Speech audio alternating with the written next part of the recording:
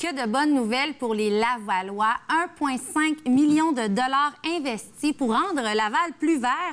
Et j'ai avec moi Simon Racine, directeur de grands projets chez Sauverdi, et également Mme Virginie Dufour, conseillère municipale à Sainte-Rose et membre du comité exécutif. Bienvenue. Merci. Bonjour. Quel beau projet de bonnes nouvelles. On en prend des bonnes nouvelles, surtout en cette période plus difficile pour les Lavallois. Premièrement, expliquez-moi de où est partie cette idée-là de rendre plus vert notre belle ville de Laval. Bon, ça, je pense que la question, c'est pour moi. D'abord, ce qu'on s'est rendu compte, d'abord, c'est que, bon, on a un enjeu avec les îlots de chaleur. Hein. Il y a eu des vagues de chaleur qui ont été, malheureusement, mortelles, des gens qui décèdent. Et on sait, les îlots de chaleur, c'est vraiment un enjeu dans notre société.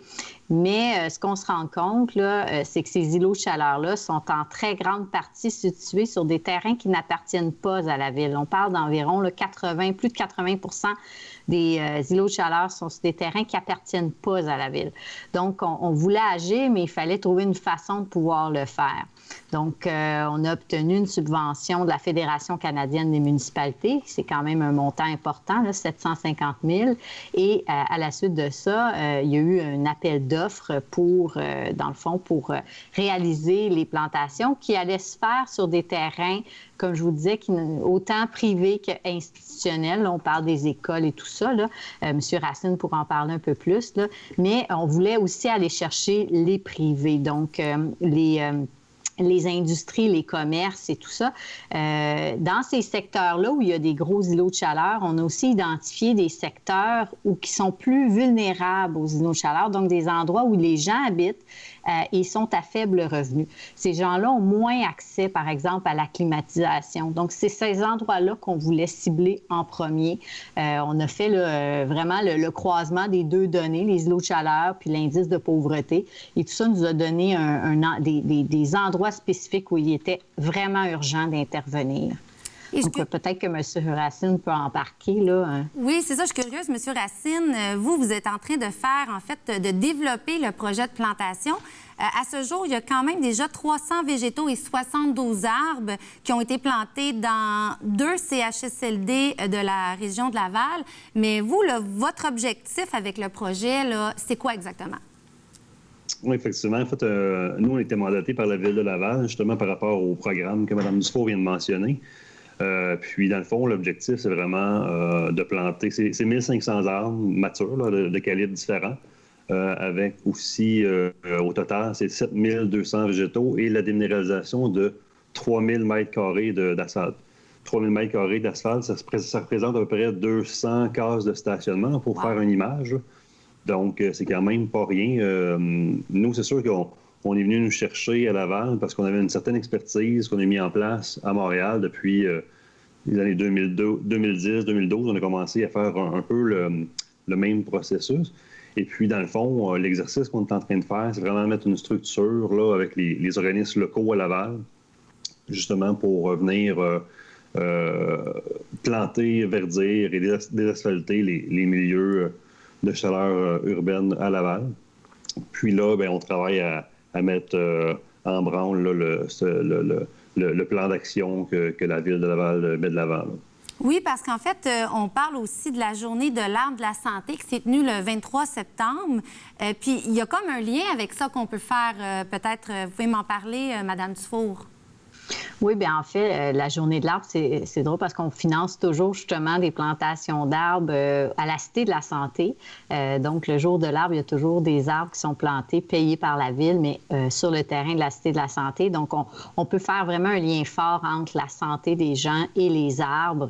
D'ailleurs, le cardiologue François Reeves a été notre grande inspiration chez nous, chez les élus, là, pour nous convaincre de l'importance des arbres dans notre vie et sur la santé de notre cœur. Donc c'est là que, effectivement, ce projet-là, normalement, en 2020, il aurait dû avoir beaucoup plus de plantations de réaliser à ce temps-ci de l'année, mais malheureusement, la pandémie a rendu beaucoup plus difficile le démarchage auprès des entreprises, notamment d'aller retrouver des gens là, pour pouvoir faire les plantations. Donc, là, normalement, le projet va s'étirer jusqu'en 2021.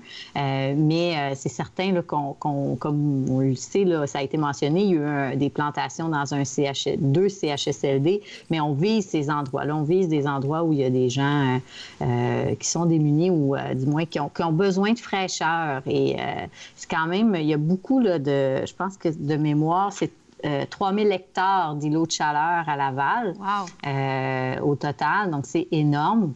C'est sûr que là, maintenant, on intervient.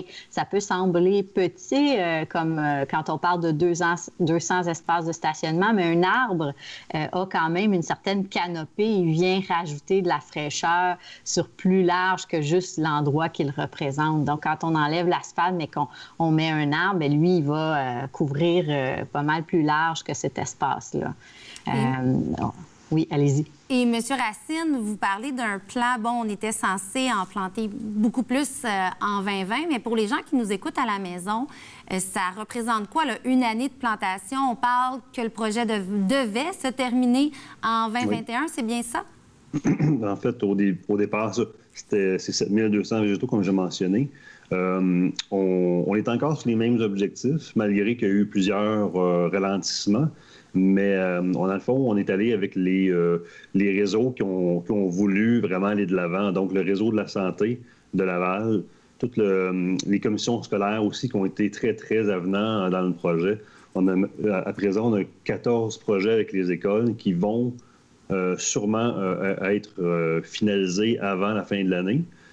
Puis on a aussi, avec le Cité de la santé et le réseau de la santé, on a à peu près 8 projets, dont les CHSLD qu'on parlait. On a au moins 4 à 5 CHSLD qu'on va réussir de finaliser.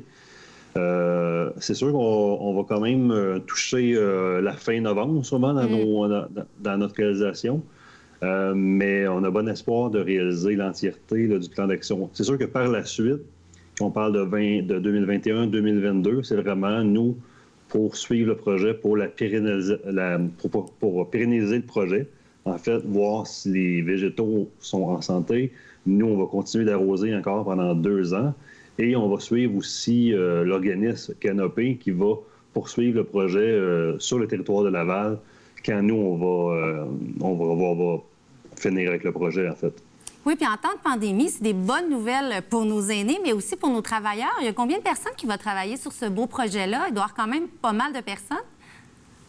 Et effectivement, en fait, on a eu plusieurs comités. En fait, il y a un comité scientifique, un comité terrain aussi. On travaille avec Canopée, qui était spécialisé plus dans les boisés à Laval. Puis là, justement, nous, l'objectif du projet aussi, c'est de transférer une certaine expertise pour tout ce qui est verdissement, plantation d'arbres. Parce que planter, on plante pratiquement tous les jours en ce moment. Donc, c'est beaucoup, c'est pas à la chaîne, mais presque. Donc, 1500 arbres, ça prend quand même une organisation puis un savoir-faire pour mettre ça de l'avant parce qu'on fait les plans, on fait les info-excavations. Et on essaie aussi d'assurer un certain entretien aussi de ces arbres-là pour la survie. Hey, bravo. Puis en terminant, j'aimerais qu'on parle quand même, vous avez une belle contribution du groupe TD avec leur nouveau fonds qui a été lancé en avril dernier, qui s'appelle l'Initiative de résilience des collectivités TD. Il y a quand même 21 000 $ qui a été remis à la Ville, Mme Dufour. Oui, effectivement. Puis c'est pas la première fois là, que la Banque TD donne des sommes. Là, il y a eu d'autres plantations. Ils ont contribué notamment à des plantations dans le bois de l'Équerre, au Centropolis. Donc, TD, c'est un partenaire de longue date pour Laval, là, pour des plantations. Et on les remercie chaleureusement. C'est incroyable. Félicitations à vous deux. Félicitations à tous les gens qui vont travailler sur ce beau projet-là. Et si jamais on veut suivre l'évolution du projet, est-ce qu'il y a un endroit où on peut voir des photos, les réseaux sociaux? Allez-y. Site de la Ville, c'est sûr qu'on va en parler. Écoutez, M. Racine a parlé de la phase 1, là, parce qu'aujourd'hui, on parle de la phase 1, mais il a aussi mentionné Canopée qui travaillera sur la phase 2. Donc, eux ont eu des sommes supplémentaires, c'est en dehors de ce projet-là, mais de la santé publique qu'ils ont eu des sommes. Donc, je pense qu'on va en parler pendant des années. Évidemment, sur ma page Facebook et la page Facebook de la Ville, on va diffuser tout ça. Il y aura aura des vidéos qui seront faites également, c'est certain. Bien, on invite si les gens, je rappelle vos noms, Mme Virginie Dufault, qui est conseillère municipale de Sainte-Raude et aussi membre du comité exécutif. Également, M. Simon Racine, directeur des grands projets chez Sorvedi. Merci d'avoir accepté notre invitation aujourd'hui et je vous souhaite vraiment la santé, surtout en cette période de pandémie. Merci beaucoup de l'invitation. Mme Bélan. Ça fait plaisir. Bonne journée. Au revoir.